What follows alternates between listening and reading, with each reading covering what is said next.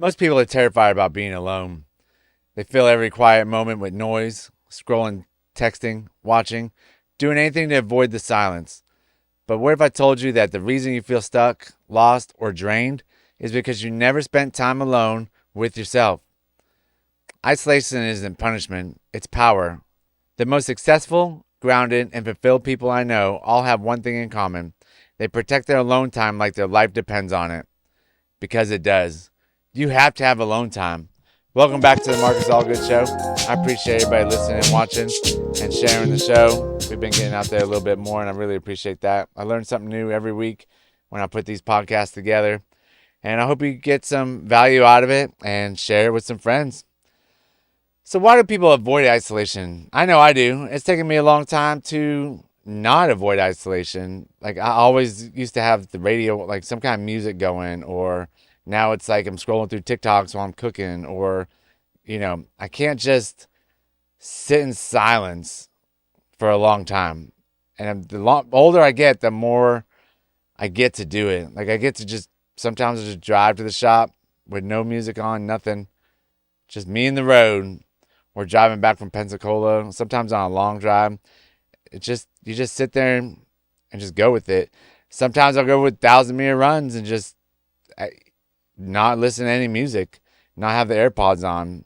And it's crazy what your mind comes up with and what you think about during these runs and during this alone time. But it's so much better for you in the end. Like, you get to clear your mind full of a bunch of things. So we confuse solitude with loneliness, and it's not being lonely at all. It's just something that you need to sit down with and just go through to listen to your own thoughts and figure out who you are. We think being alone means being unwanted, when it's actually the space where you met yourself again. And being alone and unwanted are two completely different things. Unwanted, you get through that. You go through that a lot in high school, grade school, just through school, where you're trying to find friends and you don't find any friends. And the older you get, the way less friends you have. So it's actually like a good thing. You'll be trained up if you don't have any friends in high school. But it is going to be a harder time to realize that when you're much younger. But when you get older, you understand that your peace depends on loneliness and just sitting in silence. We fear what silence reveals. If you're always distracted, you never have to face your own thoughts. That's why many people can't stand quiet. Silence exposes the truth. And that's why a lot of people will drink, do drugs, all sorts of other things to, keep yourself distracted from the actual truth you have to face that day. Whatever problems you have that day, whatever emotions you're feeling that day, you have to actually face them. Oh no, why would you want to do that? It's actually better to face it now than it is to face it in a couple of days when you sober up.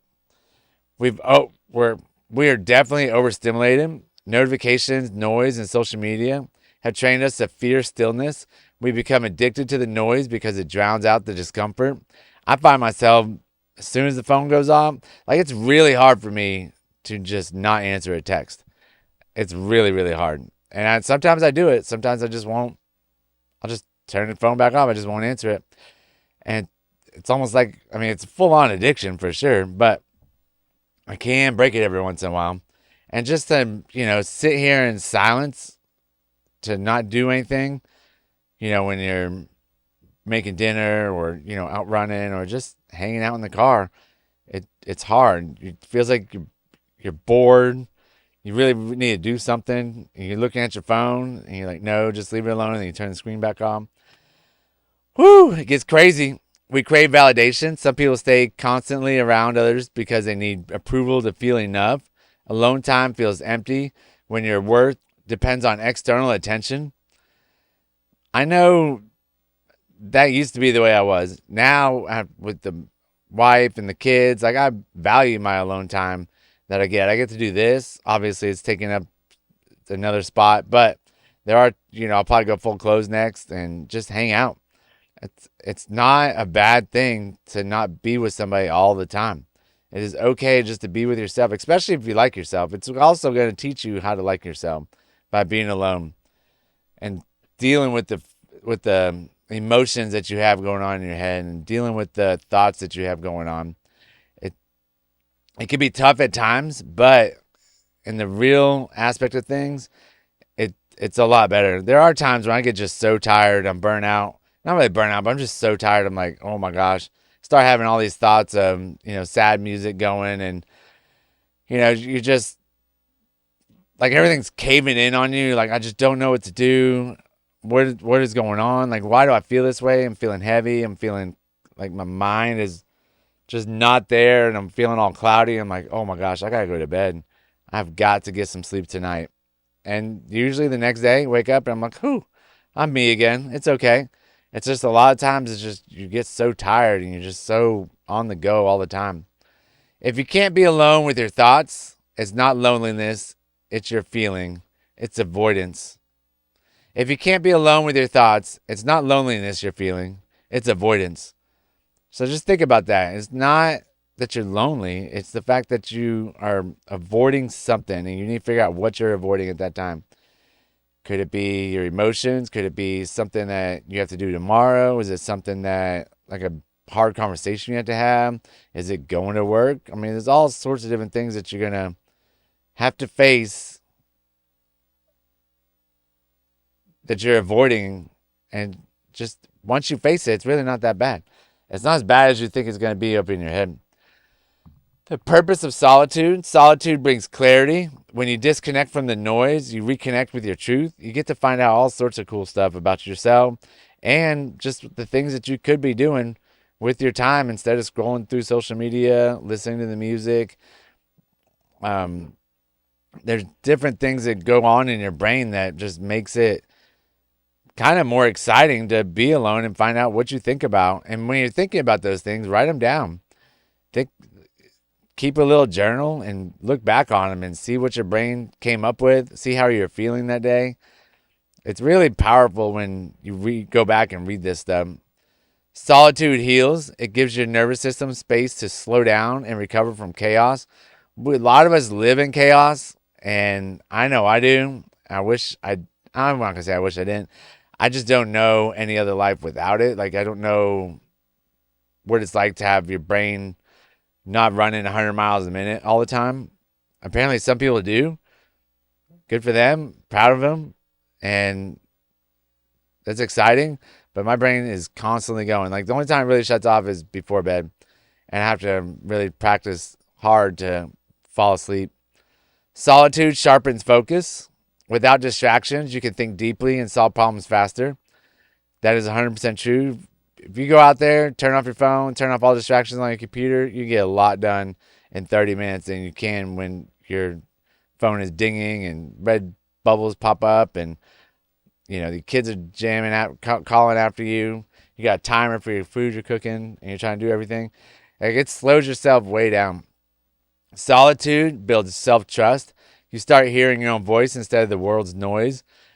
A lot of times you're giving yourself good advice. Sometimes you're giving yourself some bad advice, and sometimes you're yelling at yourself. You're talking bad to yourself. You're talking worse to yourself than you would talk to your best friend. And you got to change that. You got to change it into more positivity. And, the more you spend time with yourself in solitude and with no noise around you, the more self-trust you're going to build up and the more positive things you're going to be able to tell yourself. So one example is we're constantly surrounded by people or distractions. Your identity gets shaped by what everyone else wants. But when you pull back, you start asking better questions. What do I actually want? Who am I outside of everyone's expectations? What kind of life do I want to build? Those answers don't come from noise. They come from stillness. If you're sitting there listening to music and you ask, what do I actually want? You're just going to be like, I just want to listen to the music. And it's not what you actually want, probably. Who am I outside everyone's expectations? That's what a really good thing is. That's where you set your own goals and you go for the goals and don't worry about what everybody else is thinking. So the strength that comes from isolation. Isolation doesn't weaken you. It builds your foundation. You develop emotional independence. You stop needing people to fix, validate, or rescue you. You are your own rescuer. You are the one who fixes it. And you are the one who gives yourself validation. You tell yourself positive things like, great job doing that. You did a good job making dinner. This dinner is delicious. You should become a chef. or great job working out. You're constantly feeding yourself the validation that you need. You become mentally tougher. Time only forces you to think, process, and handle things on your own, keeping you sober, hopefully. And those things are a lot of times tough to process and get through, but the more you sit and think about it, the more you're gonna gain from it, for sure. You gain spiritual depth. When you're quiet long enough, you start to feel connected, not to the social approval, but to the purpose. What is your purpose? And the only way you're going to find out what your purpose is by sitting still and really thinking about it and listening to your voice and asking it good questions and listening to the answers that it pops out. You unlock creativity. Some of the best ideas will never come in meetings or crowds. They'll come in silence when your brain finally has space to think. Like we talked about before, in the shower, you always come up with some great ideas. Like there really needs to be a whiteboard that you can use in the shower, or tell Google or Alexa or Siri to take a note while you're in the shower and get that thought onto paper and see if you can come up with anything else to go with it. See if it could be the next $1 million idea, or just even something to calm your nerves and put you in a more peaceful spot. Alone time isn't isolation, it's incubation. It's where strength, clarity, and creativity are born. It's an amazing time as long as you can handle it, but the more you practice it, the better you can handle it. How to turn isolation into power. Schedule solitude. Protect time in your day for quiet, even if it's just 15 minutes. And I know 15 minutes probably seems like a lot to a bunch of people. Start out with 2 or 3 minutes and bump it up to 5, then bump it up to 7, and just keep bumping it up until maybe you're 15, 20, 25, 30 minutes of just isolation, just solitude, and just schedulely thinking. And it doesn't have to be full on meditation. It's just sitting there hanging out. It's not being lazy. Like my brain tells me I'm being lazy when I just sit there for 10 minutes. It's hard for me to just take that noise out and put something else in, like the good positive thoughts. Mornings and evenings are the best time for reflection before the world's noise floods in. I like to work out first thing in the morning, so I already get up early enough. Evening would probably be the better choice for me, but it depends on what you want to do. What's your schedule permit? Do you have time to do that? I like to, once the kids go to bed, I like to turn on a little TV. So it's just one of those, when do you have time? When can you get that in? Reflect, don't escape. Don't use solitude to numb out with your phone or TV. Just use your thoughts. Use it to journal, pray, meditate, or walk without headphones. I like walking without headphones, I usually carry my phone, but I like doing it without the noise. It's just a nice time to hear what's going on in the world, hear the birds chirp, and just let your mind go wandering around and see what happens. You can ask deeper questions. What am I running from? What's working? What's not? If nothing could fail, what would I do next? That one's really hard. I think about all the time, like, what would I do if money was no option and it would just bring me happiness? And I still haven't figured it out. I mean, I probably just work out all the time. That would probably what would make me the happiest. It's just be able to work out like 4 or 5 days a day, 4 or 5 hours a day, maybe 3. I don't know, however many hours it takes to just get paid for it. And then I could just work out and hang out with my kids, hang out with the wife, cook food, eat right. Oh man, it'd be amazing. Create before you consume. Use quiet time to build something, a plan, a workout, an idea, before scrolling or consuming. Learn to enjoy your own company. Take yourself on a coffee date or walk or a trip without needing someone to come along. Go out and eat some lunch by yourself or some dinner by yourself, or even go to breakfast by yourself. Sit there and just watch people, watch what's going on in the coffee shop or watch what's going on in the restaurant, and just take your time and just relax. There's nothing wrong with being by yourself. Nothing wrong with eating by yourself. Go watch a movie by yourself. That's not quite the same, but you are by yourself, hanging out, just eating some popcorn. That's how you build peace from the inside out. Don't be afraid of isolation. Use it, because in solitude, you meet your real self. You reconnect with your vision, your power, your truth. The next time you feel lonely, ask yourself, Am I actually lonely? Or am I just uncomfortable being with the real me? Because when you master being alone, you'll never feel lonely again. Master being with yourself. Master who you are. Be in love with yourself. It is okay. It's not conceited. You just know who you are. And that's the pod. I appreciate everybody watching. And if you've got any value out of this, definitely share it. Thank you.